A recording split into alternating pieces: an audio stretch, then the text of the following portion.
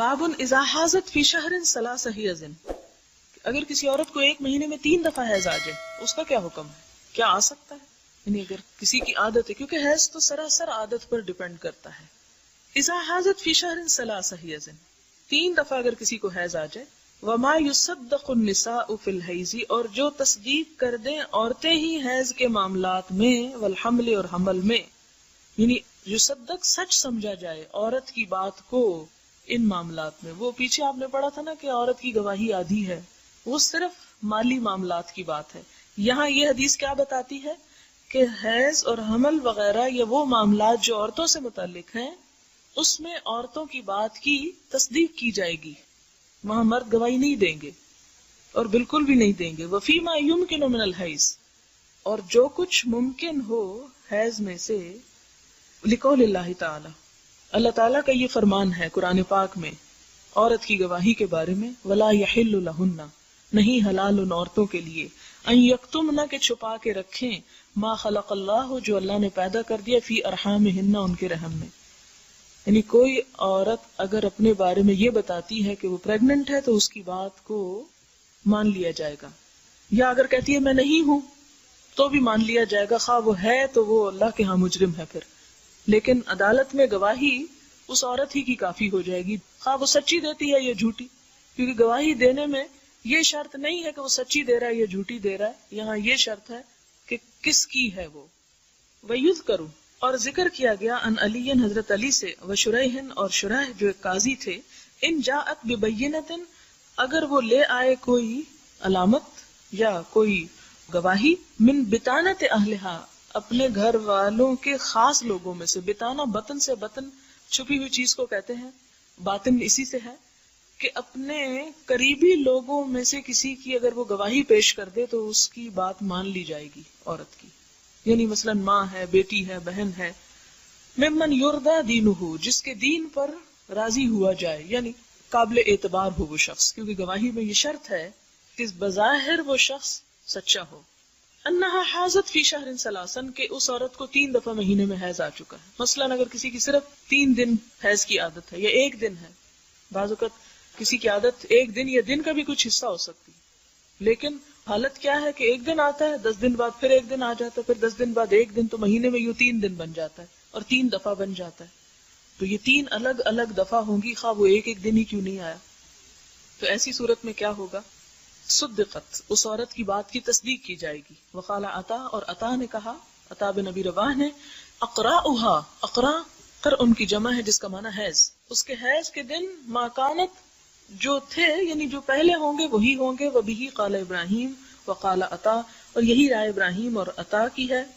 کیا ہے رائے؟ الحیض یوم الی 15، کہ حیض کی مدت کتنی ہے؟ 1 دن بھی ہے اور 1 دن سے 15 دن تک بھی ہے.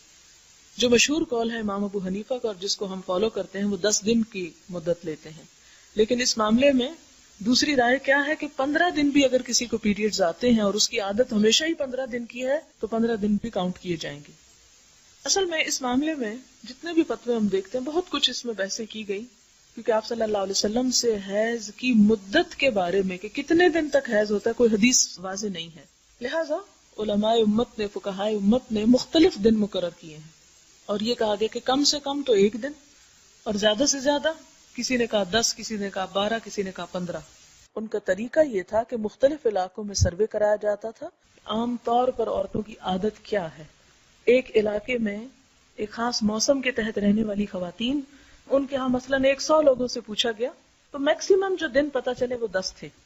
اس عادت کو یا رائے عامہ کو مد نظر رکھتے ہوئے ایک فقیہ نے کیا کہہ دیا؟ 10 دن. دوسرے علاقے یا دوسرے موسم کے تحت عورتوں کو اس سے بھی زیادہ دن کے پیریڈز آئے. وہاں مثلا 100 لوگوں سے 200 عورتوں سے پتہ کرایا گیا تو وہاں 2-4 ایسی بھی نکلی جن کو 15 دن تک پیریڈز آئے. تو وہاں کے امام نے فتویٰ کیا دے دیا کہ زیادہ سے زیادہ 15 دن بھی ہو سکتے ہیں.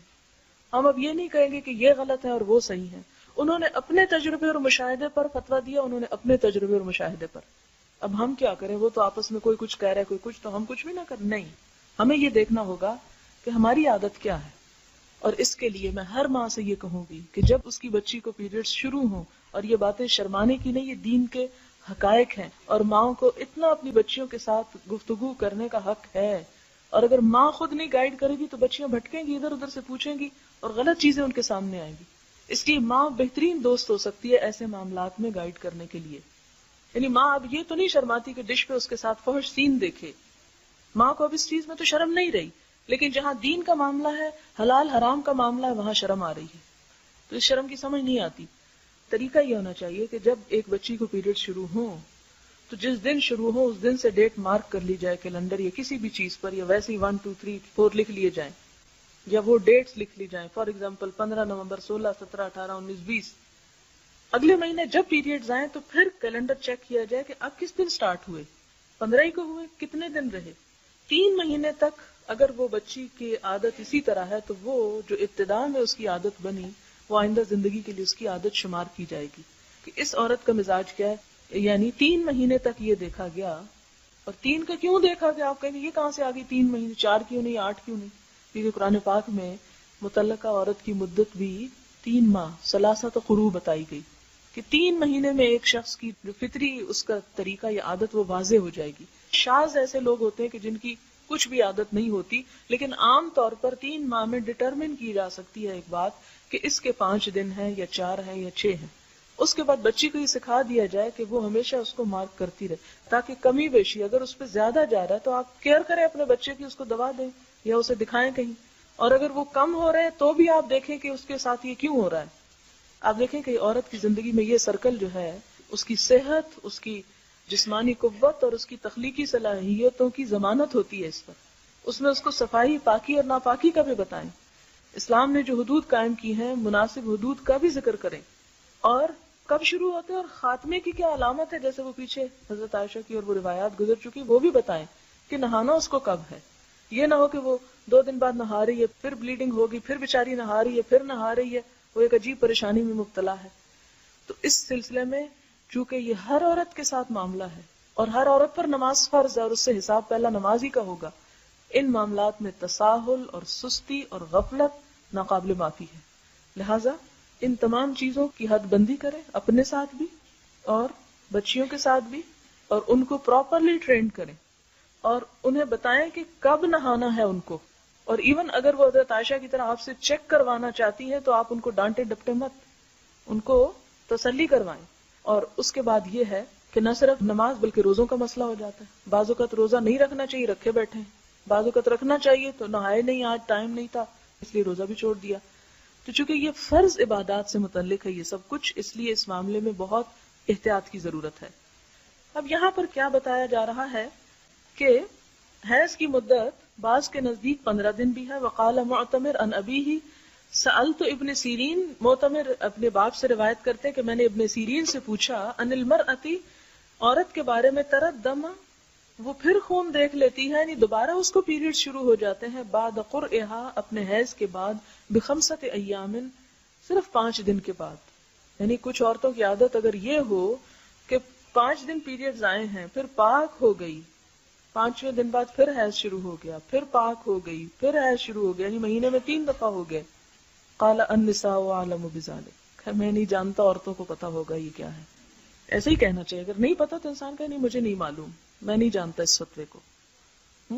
اس سے کیا پتا چلتا ہے کہ دین کے یہ امور عورتوں کو زیادہ بہتر طور پر سمجھ بھی آ سکتے ہیں اور اس میں ان کو دوسروں کو گائیڈ کرنا چاہیے، اور بہترین طریقہ تعلیم دینے کا کہ ہر ماں خود بھی جان لے اور اپنے بچے کو بھی سکھا دے.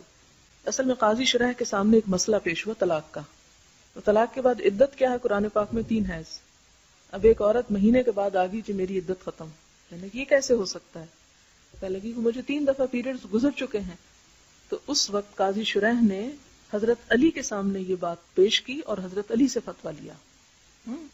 تو یہ جو آخری بات انہوں نے کی نا امام بخاری نے کہ النساء اعلم بذالک، عورتیں زیادہ بہتر جانتی ہیں، تو اس کا مطلب کیا ہے کہ ہر عورت کو اپنی عادت کا خود حساب کرنا چاہیے کہ اس کے ساتھ کیا ہوتا ہے. بعض اوقات یہ ہوتا ہے کہ 5 دن کی عادت ہے، 20 سال 5 دن کی عادت رہی، مینو پاس شروع ہوتا ہے تو عادت بدلنے لگتی ہے، یا کبھی زیادہ ہو جاتی کبھی کم ہو جاتی. پھر اس میں کیا کرے گی کہ پچھلی عادت کے مطابق 5ویں دن تو نہا لے گی اور نماز شروع کر دے گی، خواب اسپاٹنگ ہو بھی رہی ہے کیونکہ عادت اس کی ساری زندگی 5 دن کی تھی. اب آئندہ کیا کرے گی؟ اگلے مہینے پھر دیکھے گی، اگلے مہینے پھر دیکھے، اگر 3 مہینے مسلسل 5 سے اوپر جا رہا ہے تو اس کا مطلب عادت بدل چکی ہے. بعض اوقات کسی دوا کے کھانے سے بھی کمی بیشی ہو جاتی ہے. تو اس صورت میں ان سارے معاملات کو ہر عورت جس پر بھی نماز فرض ہے، اور فرض کب ہوتی ہے عورت پہ؟ جو پیریڈ شروع ہو جاتے ہیں. یہ بھی کوئی 15 یا 14 سال کی قید نہیں. کئی خواتین کہتی نہیں جی ابھی تو وہ 15 سال کی نہیں ہوئی اس لیے نماز ہی نہیں ہے، خواہ اسے پیریڈ شروع ہو چکے. عورت کی بلوغت کی علامت اس کے پیریڈز ہیں. نماز اور روزہ جب سے فرض ہو جاتا ہے اس پر، اس میں سالوں کی قید نہیں، ہر ایک کی عادت مختلف